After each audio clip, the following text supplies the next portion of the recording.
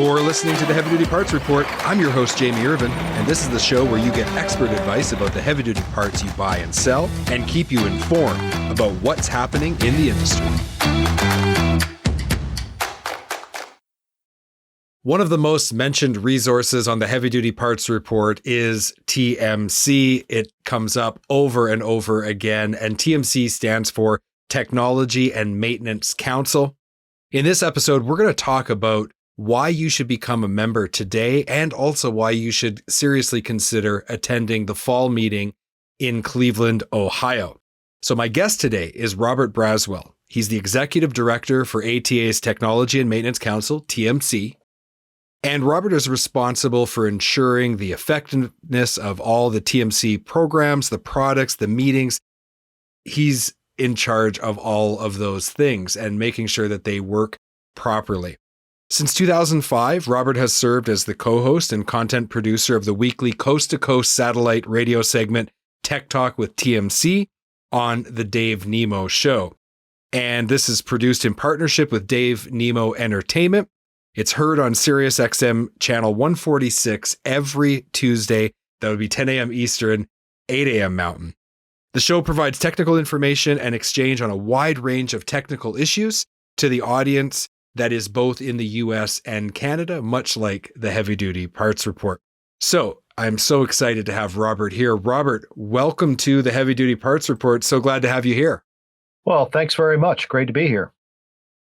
Robert, can you explain to us the connection between the American Trucking Association and TMC?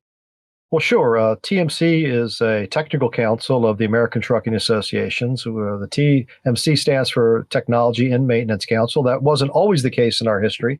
For years, we were known as the Maintenance Council.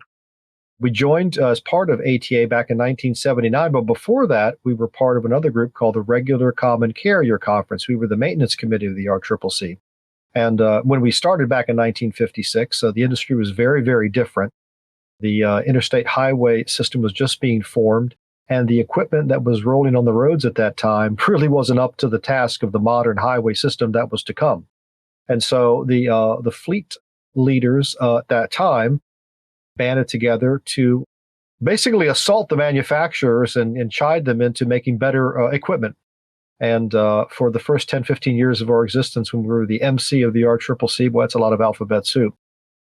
They basically spent a lot of time beating up on the manufacturers, but the idea was to get a better product. Well, after about 10 years or so of that rather contentious arrangement, they started doing things in a more consensus approach. And we started developing the study group and task force and problem-solving structure that we have today. Eventually, after deregulation, it transformed into what has become TMC and is part of the American Trucking Associations. Thank you for giving us that history. In a nutshell, what are the benefits of becoming a TMC member? Depending on what type of member you are, for the fleet members, that's our primary member. There's a great number of benefits. For a primary benefit is our recommended practices collection. We have over 4,000 pages in a 3-volume set of everything you need to know to spec and maintain and test your vehicles. From the rubber side to the shiny side, we cover all of it.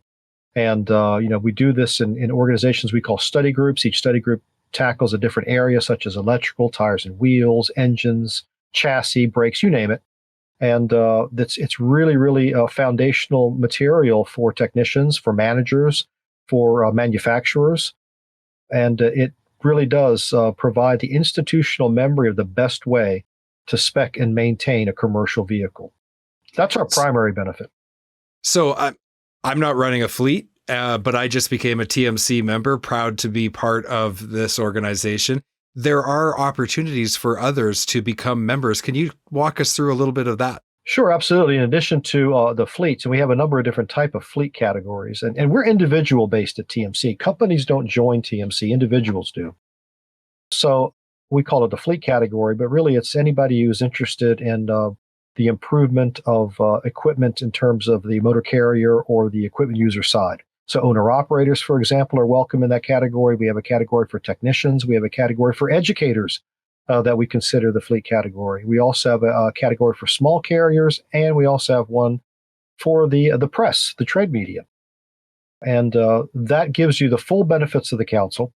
You get our periodicals, you get our reference guides. There's a directory that we put forth, although you can't use it for commercial purposes. And there's a lot of other great technical information that goes along with that. In addition to those categories, we also have it for associates, we call them. These would be suppliers to the industry, manufacturers to the industry, consultants to the industry. There's also a service provider category. It's our fastest growing one, as a matter of fact. It's for those who are third parties that work on vehicles for other folks. So let's say I hate to use brand names, but like the TA Petros of the world, or the Freightliners of the world, or the Max of the world, those dealer networks would fall under the service provider category. Then, of course, there's also, as I mentioned, educators. There's other categories such as academia. The government folks fit into a particular category. So you name it, there is a place for you at TMC. And what I love about all of that is how you're bringing together all of these different groups of people with really just one focus, like how do we make the trucking industry better? Now, you mentioned your RPs, and I wanted to really understand, like, over the last 60 plus years, how important have these recommended practices been to the trucking industry? Can you give us some context on that and how important it's been and the way that it positively impacts the industry? Sure, I'll give you a couple examples. So one of the RPs that were developed in the late 80s in consult with the SAE. At the time, it was the Society of Automotive Engineers. It's now SAE International, but the whole series that dealt with J1587, 1708, eventually becoming 1939, those standards made it easier for fleets to diagnose and repair vehicles because you didn't have these proprietary systems for each of the electronic engine families. So they all agreed to one data bus. They agreed to one common physical link and so forth. And that was a big advancement. That saved the industry a lot in terms of tooling, in terms of not avoiding proprietary equipment that makes it difficult for fleets that have mixed fleets, for example, or let's say you're a fleet and you acquire another fleet. The mix and match would have been terrible. And that was one of the fundamental standards that we worked on. Other ones I think are very good are the type 2, 3, and 4 fuel economy test procedures. They standardize the way in which that we measure in-service fuel consumption trials so that there is a good replication of data. It's not just based on computer simulations, it's real-world trials. It's basically like a double-blind, placebo-controlled study if it was the medical world. And those are very important standards. Other ones, I think, have to do with the development of analog braking systems, for example. The second time around, of course, the first time around, when it was analog ABS, it was a disaster. And there was all sorts of problems. But the second time, when digital ABS came along, we were very instrumental in developing standards that ensured there was sufficient voltage or current for the electrical signal from the power unit to the trailers so that the trailer ABS could fire properly. The green coiled cable, for example, and the minimum standards for voltage drop. We ensure that there would at least be 10.5 volts at the very back of the trailer so that the ABS would fire properly. Those were very important standards that helped ABS become widely accepted and very successful the second time around when it was mandated in the mid-90s. Other standards that we have, for example, for the trailer underride guard. We have guidance on, when do you need to repair that based on the deflection or the damage that is observed in that underride guard. We call it the 3-inch rule, bent up, down, in, out. There's very little guidance otherwise on, how much damage is too much damage, how much damage is too little damage. And so that's an example of a maintenance recommended practice. I guess another one would be our brake adjustment recommended practice for S-cam brakes. There's so many different types of slack adjusters out there, or brake adjusters as they call them nowadays. We standardize procedures so that, no matter what type of slack adjuster or brake adjuster you encounter, you can follow a procedure that we have, RP 609, and have good confidence that you can do roadside adjustment and maintain them properly. And not adjust them when they shouldn't be adjusted, quite frankly, because if it's an automatic slack adjuster, you shouldn't be touching it probably to start with. But that's another story. Those are some examples of the recommended practices that we have. And again, we have over 500 recommended practices of more than 4,000 pages of information. I guess it's probably, 4,500 by now. Another important standard was the RP 1210, Windows Application Program Interface, because it standardized the interface for the vehicle data adapter, the VDAs, and how that software interfaces with the diagnostic tool in the vehicle itself. Very important a standard that's cited in regulations like in California and with EPA and so forth. So, yeah, there's a lot of examples out there. I'm always happy to talk about the work that our members do. What I like about the recommended practices is that, yes, if you are a large national carrier and you've got thousands of units, obviously you are going to really be interested in all of this so that you can standardize across your nationwide fleet. But right down to an owner operator can benefit from all of the work that's being done. And it's access to information that the individual or the small carrier would never be able to acquire on their own. It just wouldn't be affordable. And yet they become a member of TMC and it's all there for them to implement in their business, regardless of its size. No, yeah, but not only that, we've had chairs of our study groups as owner operators. The cabin control study group for several years was chaired by an owner operator, and a lot of great work came under that person's tenure. We've had a small fleet representative be the general chairman and treasurer. That's our highest office in the council. And a lot of great work happened there. So those perspectives are very important. It's not just a large carrier perspective. If you think that's what TMC is all about, you don't know much about TMC, because we really are very, very strongly motivated to get as broad a consensus as possible. And whether it's a small, medium, or large motor carrier or equipment user or owner operator, what have you, all of those points of view, those perspectives are valid. And they have a place in the council's portfolio of recommended practices. We're going to take a quick break. We'll be right back.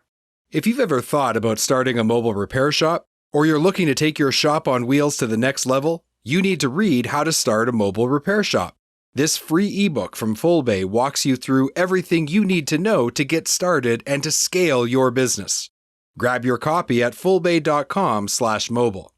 Fullbay is the leading heavy-duty shop management software solution for fleets and independent repair shops, so they know a thing or two about how to run a successful mobile operation. Grab your copy of this free ebook at fullbay.com/mobile. We're back from our break, and before the break, Robert, we were talking about all of the great work that TMC is doing and why, regardless of whether you're an owner-operator or you're part of a fleet, you're part of the service channel, you supply parts, you'll want to be a member of TMC. I'd like to shift now to talk about trade shows. Of course, the pandemic put a grinding halt to all of our trade show plans. The last show I went to was actually TMC 2020 Atlanta. We're getting back to something resembling normalcy, hopefully. And there's an upcoming fall trade show that you guys are going to be putting on. It's your fall meeting. So maybe tell us where and when this fall meeting is going to be, and then we'll talk about what people can expect if they attend. Well, sure. Our fall meeting is going to be held in Cleveland, Ohio at the Huntington Convention Center. It's going to be held September 12th through the 16th. And we're really cramming two meetings into the space of one. Ordinarily, our fall meeting has our full slate of educational sessions and task forces, those industry standards meetings in which our recommended practices are developed. But ordinarily, our transportation technology exhibition is held at our annual meeting, which is in the spring. Well, obviously, as you mentioned, COVID prevented that from happening. So we're putting all of that into one venue. So we're doing that plus our National Technician Skills Competition, which TMC SuperTech. That's a lot going on at one time. And of course, we're having to make compromises on all this. We can't do everything we ordinarily do. The competition scaled down to a one-day event. The trade show is about half the size it ordinarily is because we just don't have as much real estate as we do, let's say, in a place like Orlando. But we're very excited to be returning to in-person meetings, and we're looking forward to a great crowd. We're figuring there's going to be, 2,000, 2,500 people there, and it's, we're just hoping everything holds out, and really looking forward to gathering in person once again. So let's give people who've never been there before a little bit of an idea of what to expect. So I remember when I first attended the first TMC show, and you go in, and it does look very similar to your standard trade show. There's a lot of exhibitors, and there's this opportunity to walk around and see manufacturers of entire trucks down to parts manufacturers. So let's talk a little bit about the kinds of exhibitors that people will see inside the show, and then we'll talk about some of the other things that you don't necessarily see on your first impression. Sure. Well, what makes TMC's trade show different, and we're more than a trade show, we refer to ourselves as Technology's complete trade show. We focus primarily on the technical side of it. We don't really focus on the commercial side. We don't have, for example, in our exhibit booths, a lot of the sales folks. We have more of the technical experts. And so when you come to TMC, you're more likely to bump into an engineer from a given company than you were, let's say, a marketing person. So right there, I think that differentiates us from the rest of the trade shows that are out there.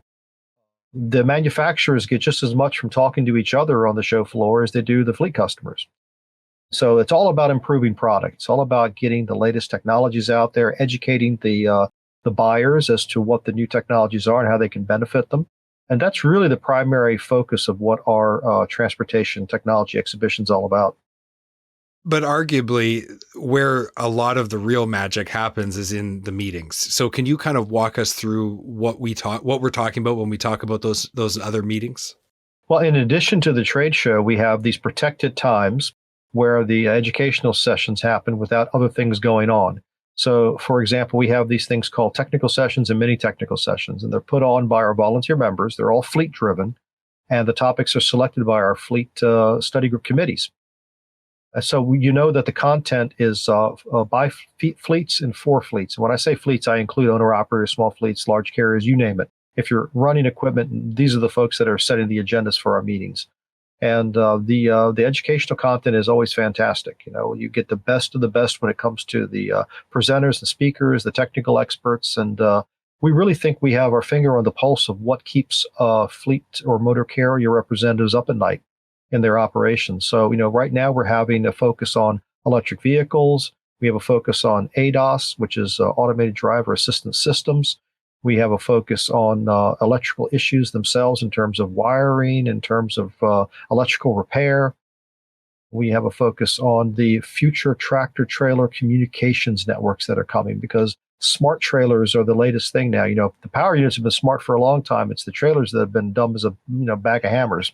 But that's changing. A box on wheels. That's it. But the trailer is the important part because without the trailer, what's the point of having the tractor? That's where the freight is being hauled, right? So, long neglected, but it's a very, very much important. And so the smart technology, these telematics are coming to trailers, and it's the Wild West out there. And where TMC really excels is bringing different groups in the industry together to form consensus on how best to use this technology for the benefit of as many folks as possible. So, that's what we're doing in our educational offerings this year. So if someone's listening today and they say, wow, I have to be there, what's the steps that they have to take to make sure that they can attend, and what are the costs associated with that?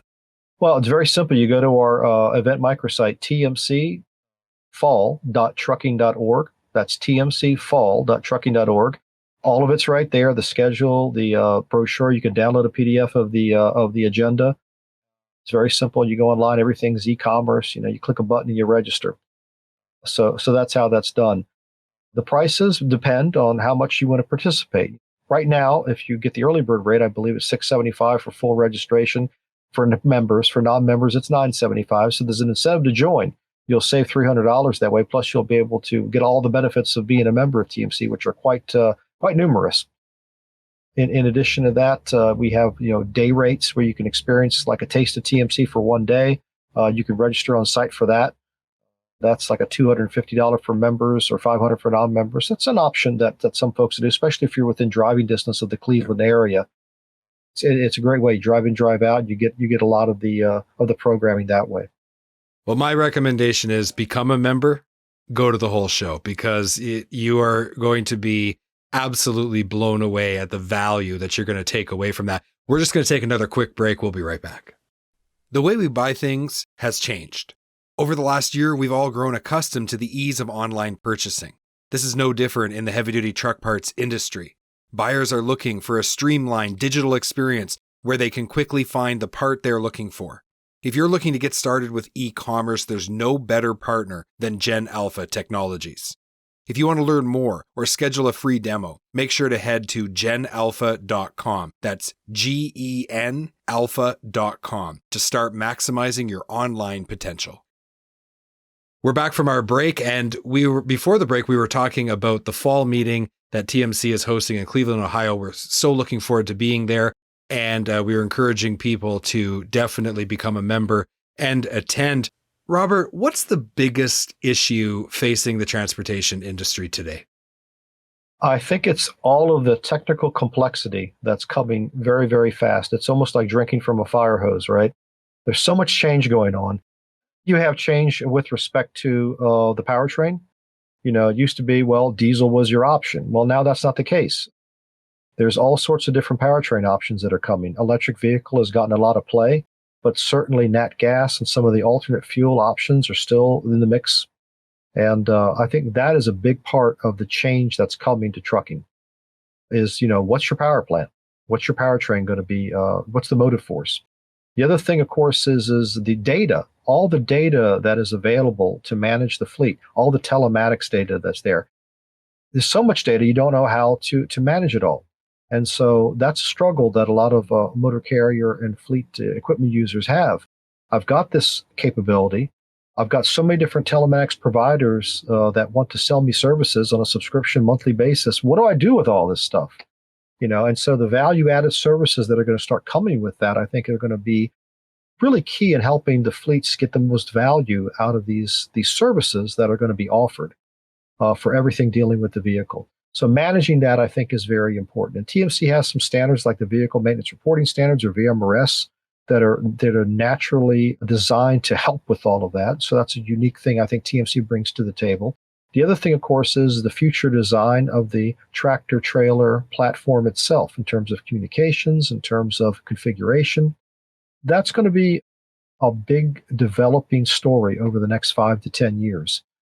And our future truck committee is looking at that, even beyond. Take it to the next level, the whole idea of, how do you electrically power the vehicle? What voltages are going to be used? We've been using 12 volts forever. It was in the mid 60s, I guess, that they made the big conversion from 6 volt to 12 volt. That was a big problem. We're probably going to be facing that again. We're going to be going with 12, 24, 48 higher voltages, all coexisting on the same truck. And there's going to have to be software and systems that have to handle that.